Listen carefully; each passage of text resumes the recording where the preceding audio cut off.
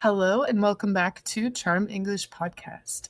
Today we're going to be practicing common phrases and expressions that use at, in, or on. And I'm going to ask you to guess which of these words goes in each one. It'll be a little bit tricky because we're not doing something like location. We're doing actually common idioms and phrases related to emotions and problems and other things like this. And one more thing before we get started. If you find my videos helpful and you're listening on Spotify, please subscribe or like or whatever it's called to my show because Spotify has told me it will be better for me if I get more people liking it. I'll be seen by more people, and I think that would be great. So, if you are enjoying my show and want to help me out with that, that would be awesome. Just giving my show a like or add it to library or subscribe or whatever it's called. And also the same thing on YouTube. I really appreciate it, and I appreciate all of you for listening to me yap and blab on this podcast.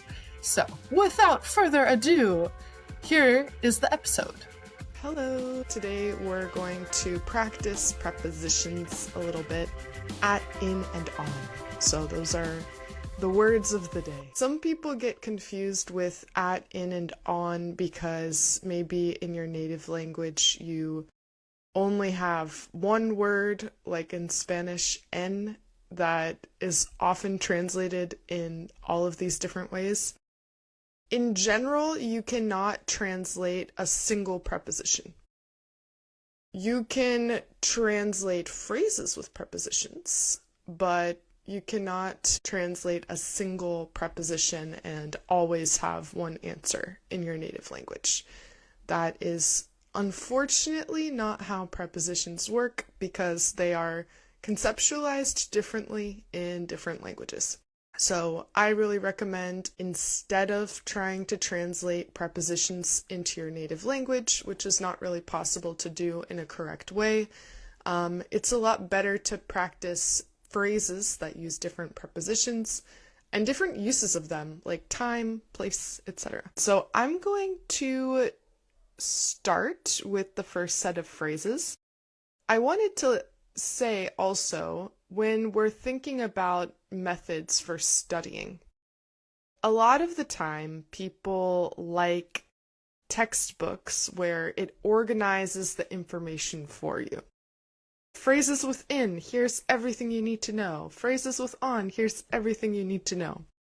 Anytime you don't need to do this extra step of organizing and deciphering yourself, you're kind of skipping over a very important cognitive process, and later on in the future, you will not remember as well.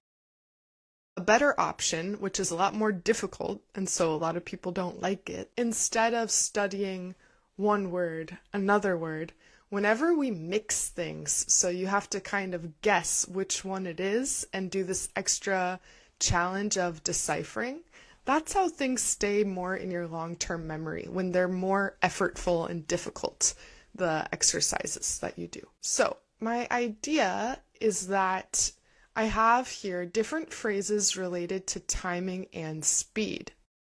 These phrases and idioms refer to moments, duration, or immediacy. Take a look at them, and all of them use at, in, or on.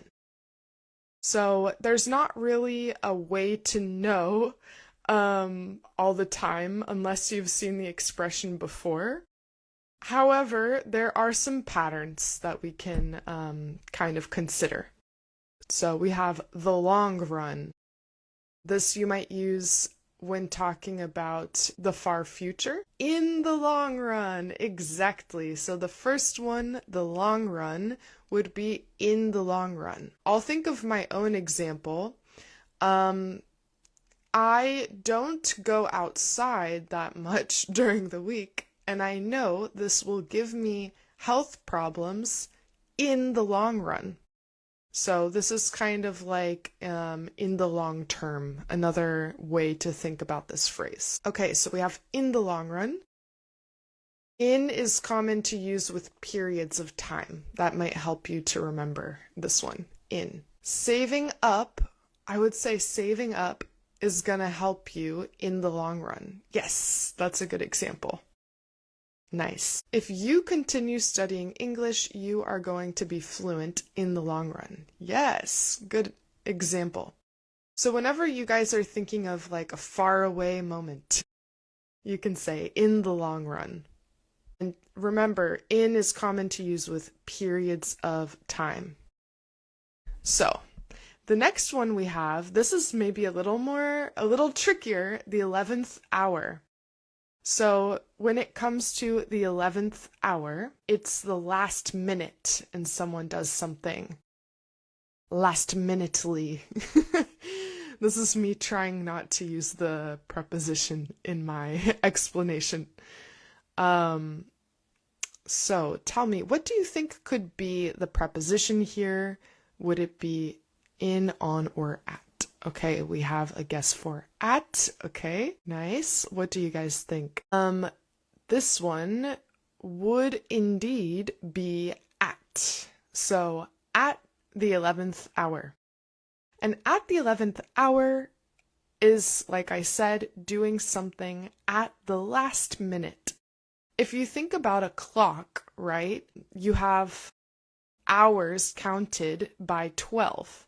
So if you do something at the 11th hour, it's at the last minute because it's close to 12. So if you can think of anything that you did in the last minute, or at the last minute, at the last minute, you can use this phrase at the 11th hour. We decided to meet up at the 11th hour. Yes, exactly. Any other examples with at the 11th hour? I was studying for my test at the 11th hour because I hadn't thought of it until that moment. All right, we will go to the next one. So this can kind of give you also an indication when we talk about at, it's often with a specific moment, right? At the moment, at the 11th hour. It's common to use at with this sort of idea of a specific moment. I am always at the 11th hour. Yeah. I think it sounds more natural to include a verb here. So I'm always arriving or I'm always showing up at the 11th hour, for example. Okay, the next one we have is no time. So is it at no time, on no time, or in no time? This is a specific phrase here because we also have the phrase on time or in time, which is different. But here I have the word no time. So what does it mean here? Yeah.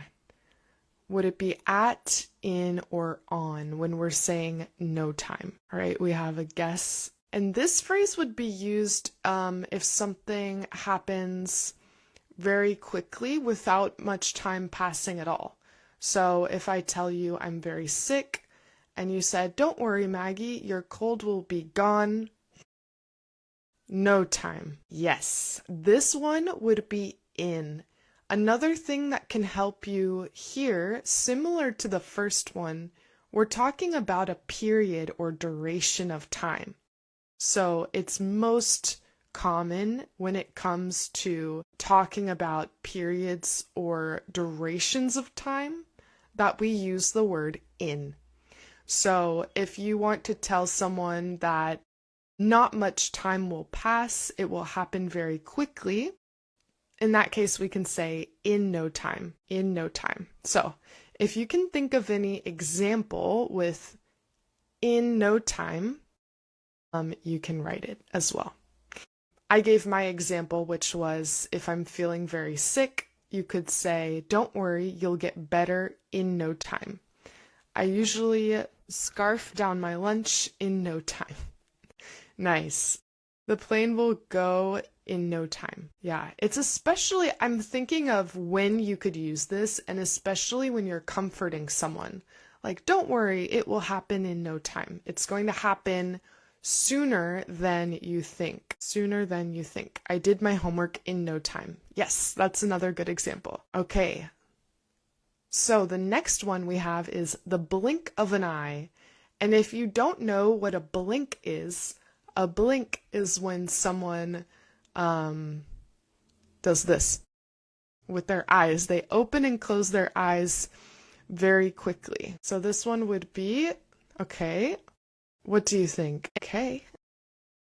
Yeah, this one, so the blink of an eye, it's very fast, but remember, it's still a duration of time.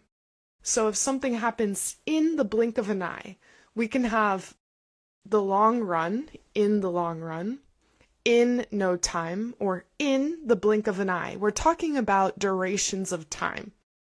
When we're talking about moments of time, it's more common to say at. You might hear some people say at the blink of an eye, but the more correct and common preposition to use here would be in the blink of an eye, because we're emphasizing a very short period. It's not common to use on with these type of time phrases. So we can kind of discard on for these sort of time phrases here when talking about speed. What about the last one? Well, maybe if you have an example within the blink of an eye, you can also tell me. So, I solved the puzzle in the blink of an eye. Yes, exactly. My holiday was over in the blink of an eye. I would like to become bilingual in the blink of an eye. Yes, that's a good sentence. And then maybe I could say, keep practicing and it will happen in no time. You will thank yourself in the long run. Just don't try to improve your English at the 11th hour. This is like me trying to use all the phrases. So we had some guesses for the last one. Remember that a glance is when you look at someone, like, that's a glance. It's not a long look, it's a quick look. It's kind of like to, in Spanish, echar un vistazo is kind of like to glance. This one would be at first glance, yes, because we're talking about at that moment. It's not a period of time, it's a moment of time. I fell in love at first glance, yes, or it's very common at first sight is another common way to say this. The exercise looked hard at first glance. I missed my flight in the blink of an eye. Nice. These, I feel like you guys could write a novel using these phrases. They make your English sound more creative. Okay, so in summary here, my main point is when you're thinking about timing and speed, usually eliminate on. That's not going to be as common for this context. At is better for moments, and in is better for periods of time. That's what I would say, because you can't memorize every use of every preposition, so it's nice to recognize these patterns to see, okay, what's the most likely or the most used? At first glance, I could tell there were many mistakes in the essay. Nice. Yes, exactly, a primera vista. And you could similarly, right? Use what you already know to remember new information. So, for example, if you know the phrase at first, this is a very common phrase in English. At first. At first, I didn't want to go. We also have at first glance. So that would be when you can kind of connect some of these to what you already know. On that period, I get go. I do not understand this sentence. Okay, I'm gonna switch to another topic. We have here emotional states. So remember, prepositions can be used for so many different things. In, at, and on are also some of our most common prepositions in English. So we're going to have a lot of different uses of them. Here, these expressions evoke feelings or states of mind. All of these are related to feelings or states of mind, and they involve at, in, or on. I want you to take a look and think of what preposition could go in the first one here, cloud nine. Are we at cloud nine, in cloud nine, or on cloud nine? In no time, I realized at first glance that things will change in the blink of an eye just because I did everything at the 11th hour, and nothing will be the same in the long run. This is an amazing sentence. Also, sorry if you hear that ambulance next to my house, or like it's like a fire truck.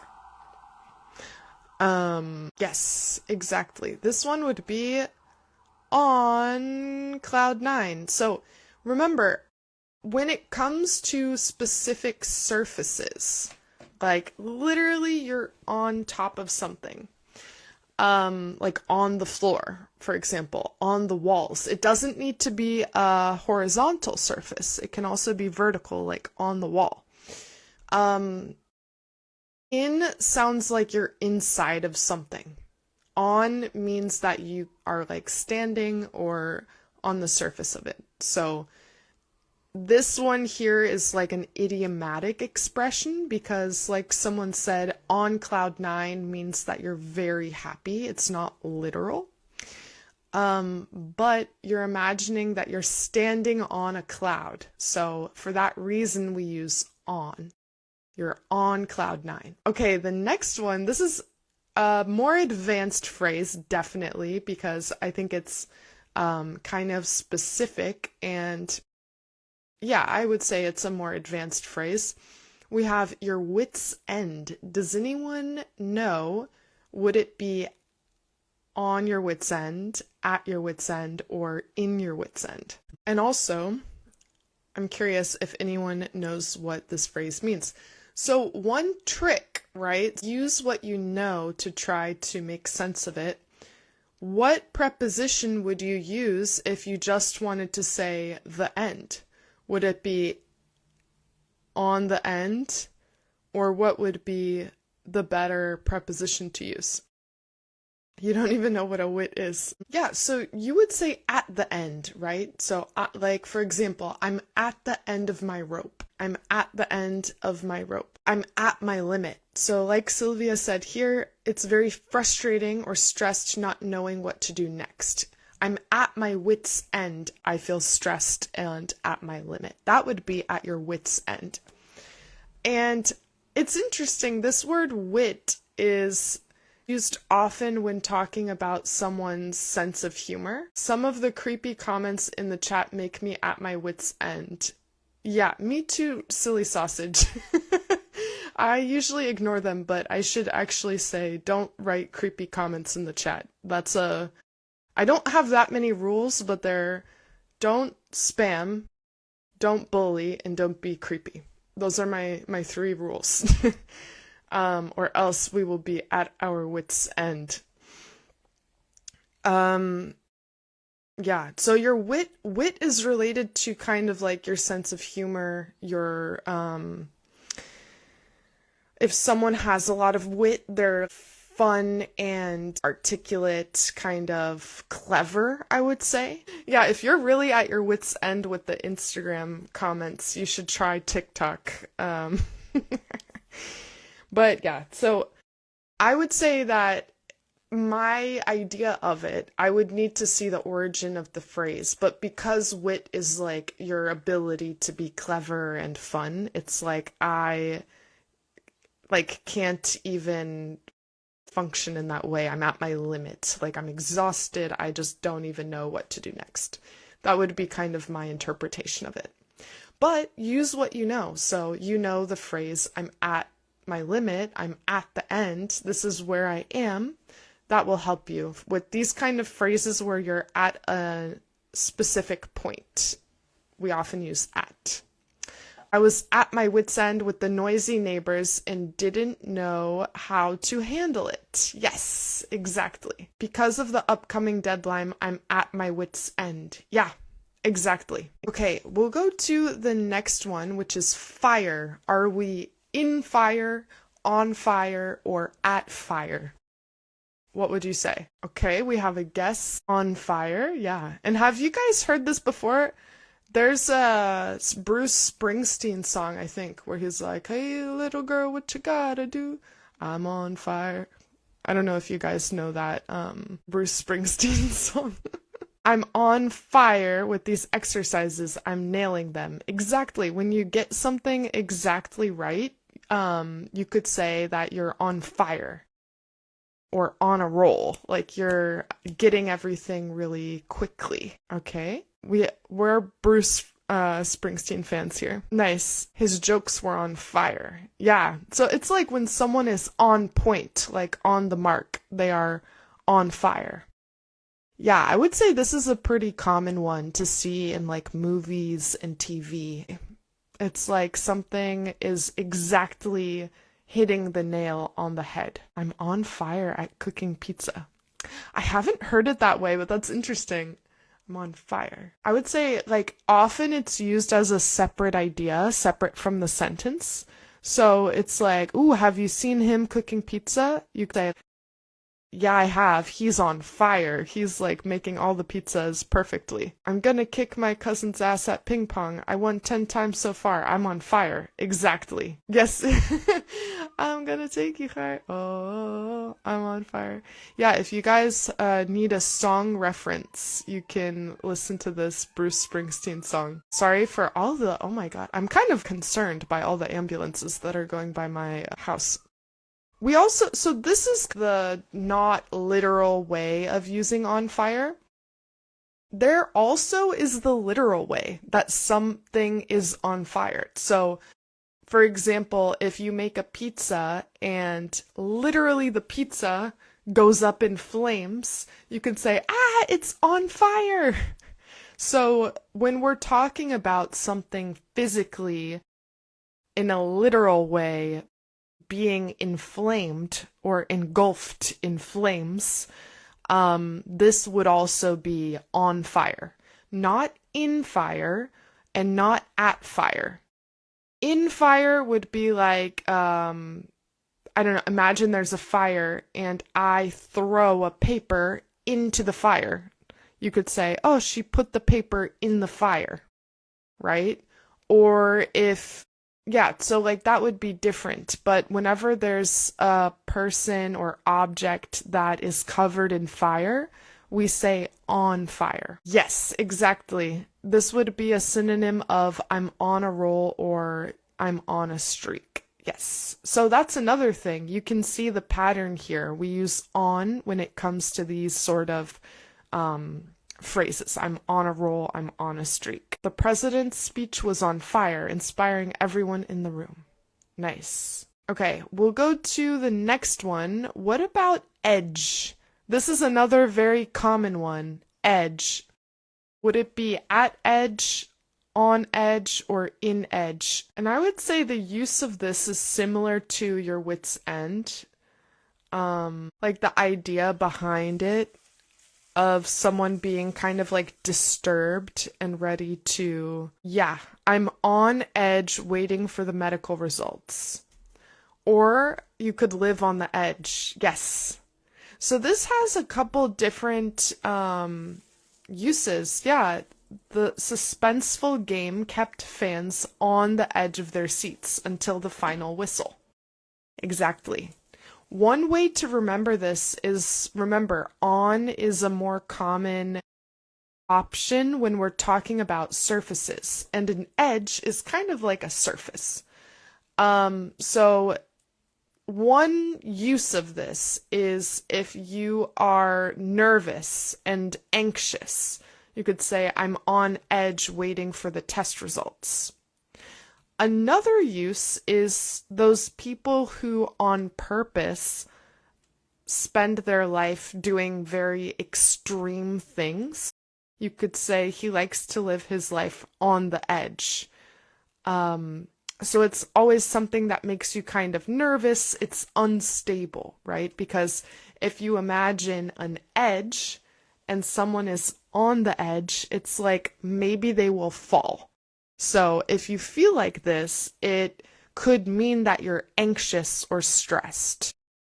But if another person does this on purpose, it's like they're the type of person that jumps out of planes and does crazy things because they like this anxiety and this stress, I would say. Children screaming at the shopping centers put me on edge. Yes, exactly. Yeah. This is a good one if you're just feeling a little bit overwhelmed and stressed, and your friend is like, hey, are you okay? It seems like you're not okay. What's wrong? You can say, I'm fine. I'm just a little on edge because the children are screaming and I'm not feeling great. So this is another way. I think sometimes we have these ways of responding like, I'm good or I'm bad. This is more specific. It's like, oh, I'm feeling a little uncomfortable, anxious, unsettled. I'm on edge. My brother always likes sports that keep him on the edge. Nice. If you guys listen to Lady Gaga, she's like, I'm on the edge of glory. She has a song that's like, on the edge, on the edge. So that is another musical reference. A lot of these you'll hear all the time in songs as well. Okay, the last one. Some people already said it, but all together now. What is it? On love, at love, or in love? Yes, exactly. So on the edge is like nervous or anxious. He's on the edge before the exam. Yeah, and it's often a bad thing, but if a person specifically likes to live their life on the edge, they like this anxiety. So for them, it's positive. For most of us, it might not be positive. In love, exactly. And there are so many songs that say this. But one thing, remember, so the best thing you can do is use what you know to learn new things. So we all know it's in love, but you can apply this to other emotions. So you could say love, you could say I'm in a bad mood, I'm in a bad place. So it's common we can extend this understanding of in love to other emotions. I'm in love with Ben and Jerry's ice cream. What can we say when we hate something? Ooh, like the opposite of in love. I don't know if there's a phrase with in to say that you hate something. Can anyone come up with, I wouldn't say in anger. For example, you could say that someone did an action in anger or out of anger, like he ran out of the room in anger.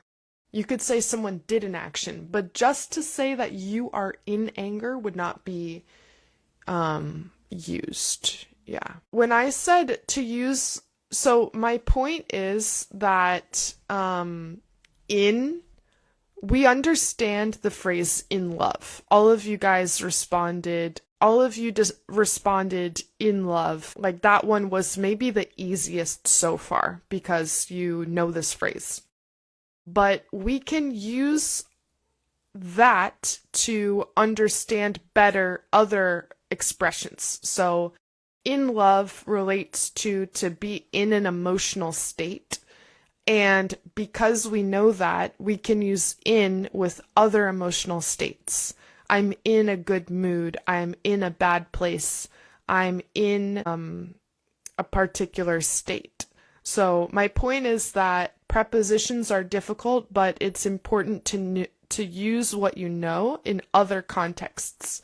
and that will help you a lot to find patterns. Is there a difference between on edge and on the edge? Yes, I would say just on edge is like I'm anxious and irritable. That's your mood.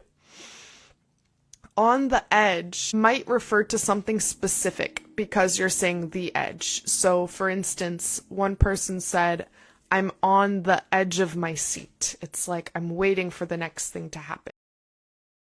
Lady Gaga in her song says, I'm on the edge of glory. It's like she is anxiously at the last moment waiting for glory. So when you say just on edge, it tends to be more of a negative thing that you feel irritable and unsettled.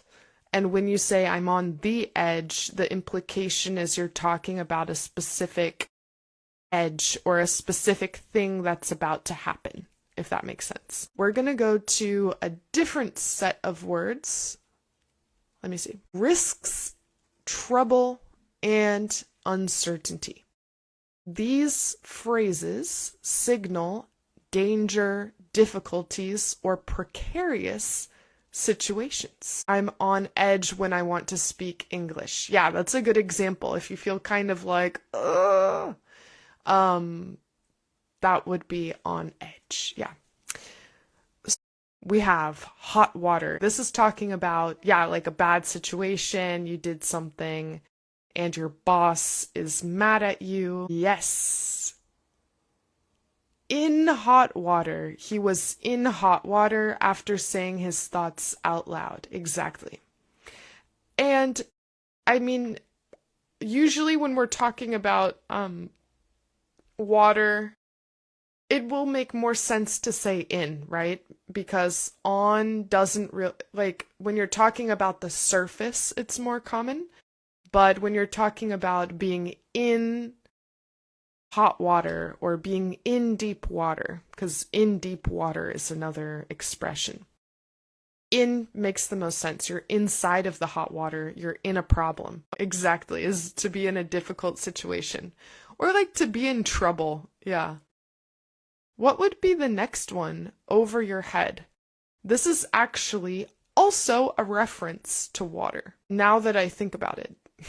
In hot waters, that would not be, I feel because it's a fixed expression, it wouldn't really be common to say in hot waters.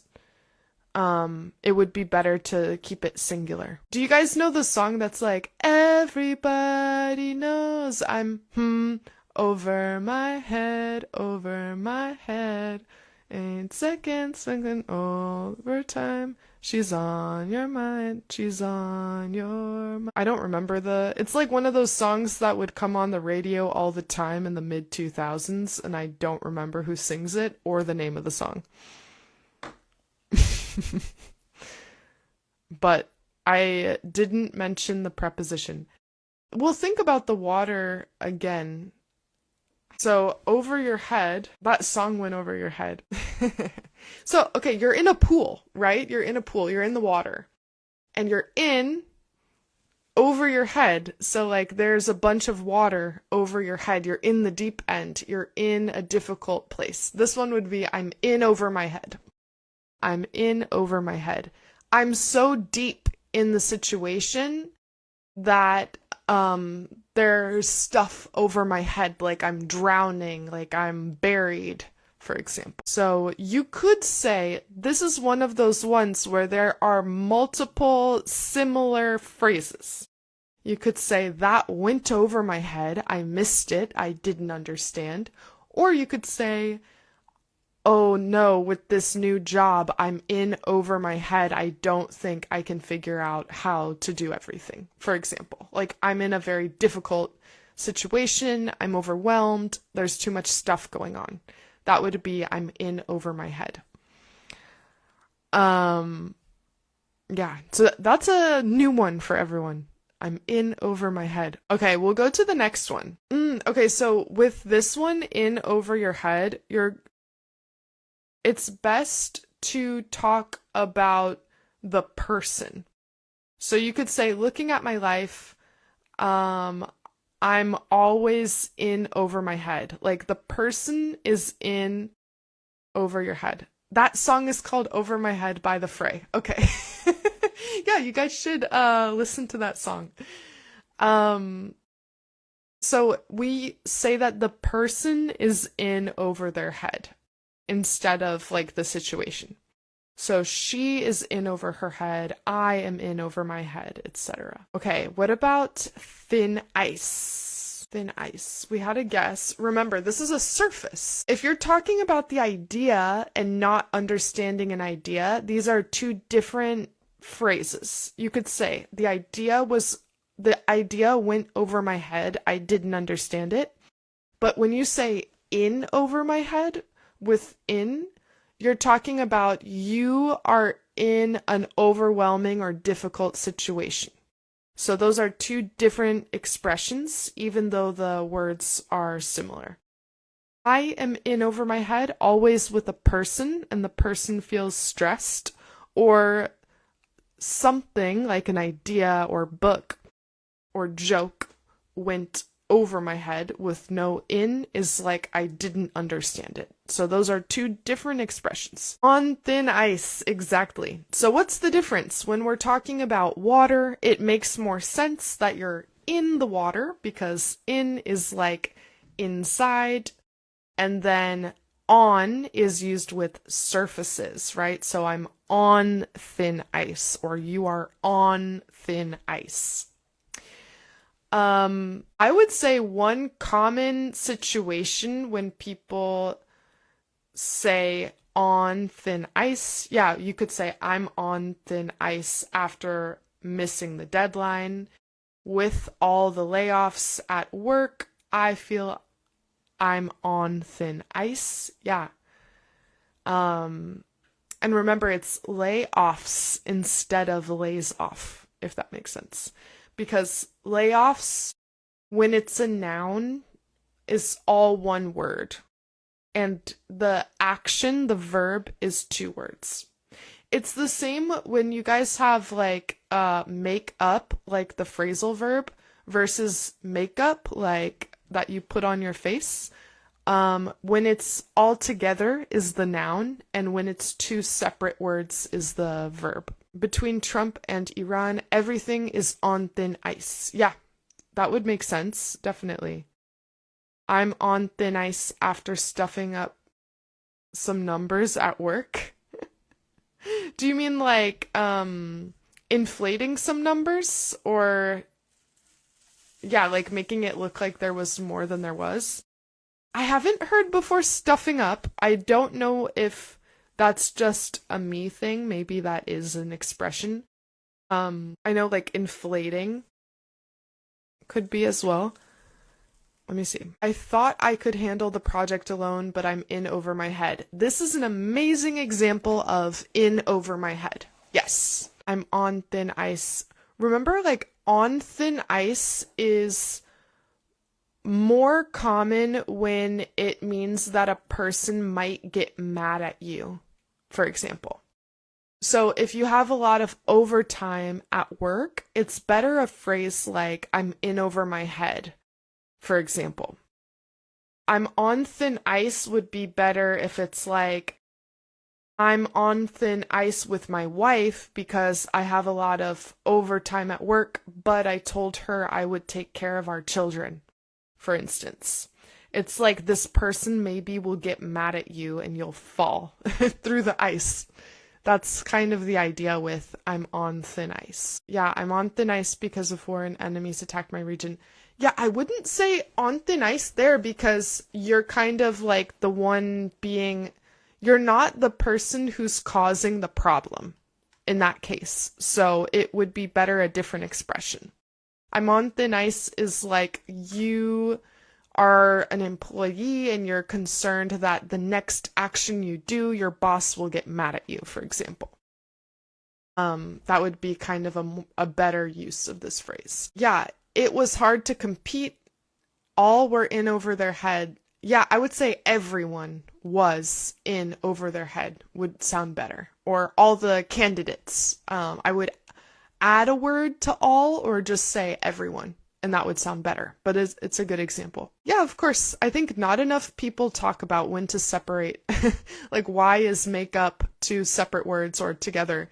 I did a quiz on my story once, and a lot of native speakers also got that wrong. These math questions are so hard, I'm in over my head. Nice. We're on thin ice with my eldest sister after the family feud. Yeah, exactly. It's most common to be on thin ice with another person, where at any moment you can be in hot water with them. My mom's in menopause. I am always on thin ice when I am with her. That's a good example. Okay, the next one we have is risk.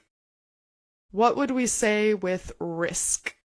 What would be the best preposition to use here? Hey, everyone knows this one. This one would be, I'm trying to think of kind of like the why, or if there are other related words here. It would be at risk. At risk. And if you can think of any examples, like for example, if your parents have diabetes, you are at a higher risk for having diabetes, for example. If you keep skipping school, you're skating on thin ice. Yeah, this is also on thin ice. It's often used by like a dad in the way of like, you're tap dancing on thin ice, Buster. You might hear people use it in that way. I took a risk by investing in stocks. Yeah, you could also say I put my savings at risk if you wanted to use this expression, at risk. I feel at risk because of the earthquake. Yeah, with AI taking over the world, everybody believes that human authority and agency is at risk. Yes, that's a very good example with at risk. Koala bears are at great risk of extinction. Yes. And this is a good example. If you want to kind of add complexity here, you can also insert an adverb, right? So like, at what kind of risk? At great risk, for example, or at a huge risk. I don't know. Okay, this is a good one. Jota Mario. Immigrant people illegally at risk in this moment. But I would, so grammatically, we need to kind of fix the sentence. You can say, like, people who immigrate illegally are at risk at this moment. So with moment, it's better to use at. So people who immigrate illegally, for example, that might make more sense because you need a verb. You need a verb in this sentence. The building is at risk of flooding. After arriving late 3 days in a row, Mark is on thin ice with his... Dun dun dun. I'm on the edge of my seat thinking of what what comes next. He was at risk to tell everyone that she lied about the news. Here, I don't think, for me, it doesn't make that much sense, the use of at risk in this situation. I would say maybe he, like, is it that he was, because to be at risk is like you're in a precarious or dangerous situation. So you could say he was at risk with the authorities because he told everyone the news, or like her identity was at risk because he was going to tell everyone the news. Like, find what is the dangerous thing. At a great risk, or at great risk sounds better without the article a. At a tremendous risk. At a tremendously ginormous risk. Yeah, great. You can just say at great risk, and that sounds good. The migrants who come to the US are at risk of being deported. Yeah, that's a better, for the same concept, that would be a better example. Definitely. Okay, we have the last one. A bad situation.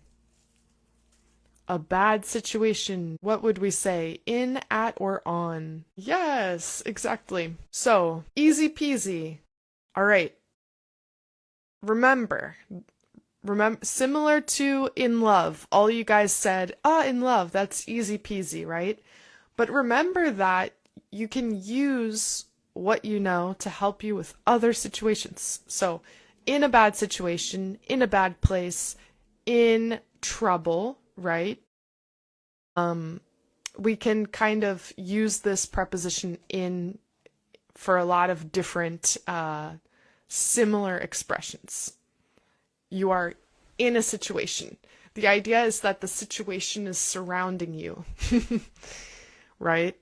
So in hot water, in over your head, in a bad situation, on thin ice, and then at risk. Interesting, the difference here. So that was kind of my idea. It helps to, first of all, try to remember from memory, like without me telling you, oh, these are the phrases. You needing to guess and maybe get the answer wrong is an important way of studying and learning. In general, it's been shown that tests are very useful for language learning, not because you should just study for tests, but because they force you to recall information, consolidate information, and figure out where are the holes, what do you not know. So it's important to test yourself because you need to know what do you not know. You need to practice recalling things from memory.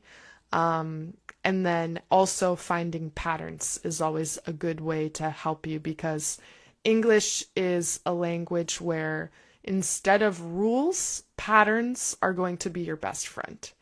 The migrants are in a bad situation due to the risk of deportation. Yes, exactly. He found himself, I like that one too. He found himself in a bad situation after losing his wallet in a foreign country. All right. But that's what I had for you guys today. I'm going to post this as always on my page so you can see it. And yeah, I hope that you have a good weekend. And my brother is in a bad situation. He can't find a job.